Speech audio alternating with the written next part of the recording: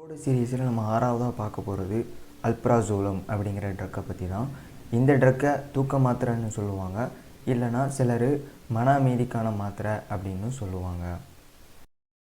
அல்ப்ராசோலத்துடைய generic name என்னென்னா அல்ப்ராசோலம் அப்படிங்கிறது அதனுடைய ஜெனரிக் நேமு.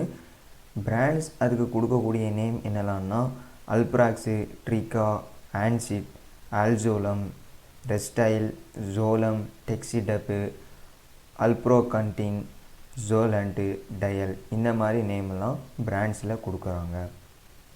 இந்த ட்ரக்குடைய யூசஸ் அப்படின்னு பார்த்தோம்னா இது நம்முடைய மன அமைதிக்கான ஒரு ட்ரக்கு அப்படின்னு சொல்கிறாங்க. ஆன்சைட்டியை குறைக்கக்கூடிய ஒரு ட்ரக்கு. யாராவது பதட்டமாக இருந்தாங்கன்னு சொன்னால் அவங்களுக்கு சீக்கிரத்தில் தூக்கம் வராது. அதனால் அவங்களுடைய ஆன்சைட்டியை கம்மி பண்ணுறது மூலமாக அவங்களுக்கு தூக்கத்தை வர வைக்கிறது தான் இந்த ட்ரக்குடைய வேலை. அல்ப்ராசோலம் நம்ம உடம்புல எப்படி ஒர்க் ஆகுது அப்படின்னா, அல்ப்ராசோலத்தை பென்சோ டைஅசிஃபைன் அப்படின்னு ஒரு கேட்டகரியில் சொல்லுவாங்க. இது என்ன கேட்டகரின்னா, எந்த மருந்தெல்லாம் மைண்டு சம்மந்தமாக டிப்ரெஷன், ஆன்டி டிப்ரெஷன் ட்ரக்காக இருக்கட்டும், அது மட்டும் இல்லாமல் மன அமைதிக்கான தூக்கத்துக்கான ட்ரக்காக இருக்கட்டும், இது எல்லாமே இந்த பென்சோ டைஅசிஃபைன் அப்படிங்கிற கேட்டகரியில் வரும். அதே கேட்டகரியில் தான் இந்த அல்ப்ராசோலமும் வருது. இந்த ட்ரக்கு எப்படி நம்ம உடம்புல ஒர்க் ஆகுதுன்னா, கெமிக்கல் மெசஞ்சர் காபா அப்படிங்கிற கெமிக்கல் மெசஞ்சரை இன்க்ரீஸ் பண்ணுறது மூலமாக. காபாவோட ஃபுல் ஃபார்ம் என்னென்னா காமா அமினோ பியூட்டரிக் ஆசிட் அப்படிங்கிறது தான் இந்த காபாவுடைய ஃபுல் ஃபார்மு. இது என்ன பண்ணணும்னு சொன்னோம்னா, இதை இன்க்ரீஸ் பண்ணோடனே இது என்ன பண்ணோம்னா நம்ம பிரெயின் நர்வஸ் செல்ஸில் உள்ள அப்நார்மல் ஆக்டிவிட்டீஸை, எக்ஸஸான ஆக்டிவிட்டீஸை கம்மி பண்ணி விட்ரும், சப்ரஸ் பண்ணிடும். இதனால் நமக்கு மைண்ட் ரிலாக்ஸேஷன் ஆகும், தூக்கமும் வரும். இந்த ட்ரக்கோட சைடு எஃபெக்ட் அப்படின்னு பார்த்தோம்னா லைட் ஹெட்னஸாக இருக்கும். அதாவது தலை சுற்றுற மாதிரியோ அல்லது பறக்கிற மாதிரியோ ஒரு ஃபீலிங் இருக்கும். அது மட்டும் இல்லாமல் ரொம்ப சோர்வாக த்ரோசினஸாக இருக்கும் அப்படின்னு சொல்கிறாங்க. டாக்டர்ஸ் இந்த மெடிசனை பற்றி என்ன சொல்கிறாங்கன்னா, இந்த மெடிசனானது அடிக்ஷன் ஹேபிட்டை உருவாக்கக்கூடிய ஒரு மெடிசின். அதனால தான் இந்த மெடிசனை இப்போ நீங்கள் ஒரு மெடிக்கலில் போய் கேட்குறீங்கன்னு சொன்னால் இந்த மெடிசனை ப்ரிஸ்கிரிப்ஷன் இல்லாமல் கண்டிப்பாக தரமாட்டாங்க. ஏன்னு சொன்னால் இந்த மெடிசின் அடிக்ஷன் ஹேபிட்டை க்ரியேட் பண்ணக்கூடிய ஒரு மெடிசனாக இருக்குது. இன்னும் சொல்லப்போனால் இன்றைய காலகட்டத்தில் நிறைய பசங்க தெரியாமல் இதை ஒரு போதைப் பொருளாக யூஸ் பண்ணிக்கிட்டு இருக்காங்க. அதனால தான் இன்றைய காலகட்டத்தில் இந்த ஒரு மெடிசினை ரொம்ப ஸ்ட்ரிக்டாக ஃபாலோ பண்ணுறாங்க.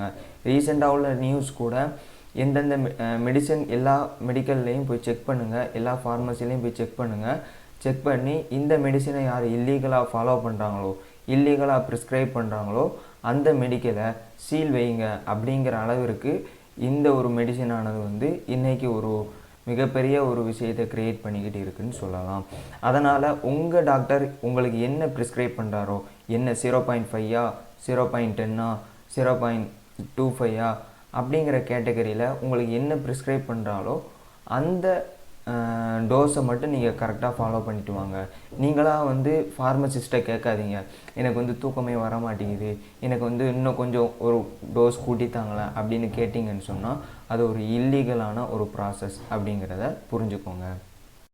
இந்த மெடிசனானது ரொம்ப தூக்கத்தை நமக்கு இன்டியூஸ் பண்ணுறதுனால நீங்கள் அடுத்த நாள் வேலைக்கு போகணும்னாலோ அல்லது ஏதாவது ஒரு ட்ரைவ் பண்ணனாலும் கண்டிப்பாக அந்த மாதிரி வேலைகளையோ அந்த மாதிரி டிரைவிங்கையோ நீங்கள் செய்யாதீங்க. அது மட்டும் இல்லாமல் நீங்கள் எக்ஸாம் எழுதணும் அப்படின்னாலும் இந்த மாத்திரை போட்டிங்கன்னு சொன்னால் அது கொஞ்சம் கஷ்டமாக தான் இருக்கும் அப்படிங்கிறத புரிஞ்சுக்கோங்க.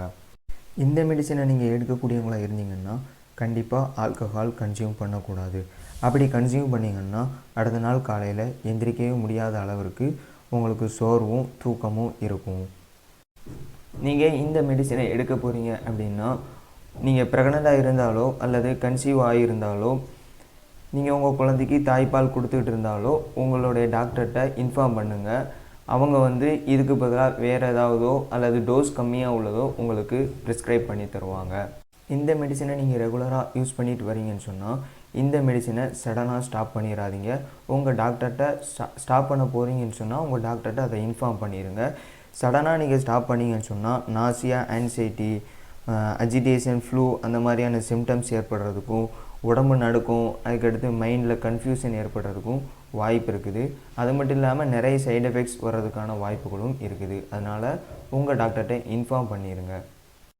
Thank you for your attention.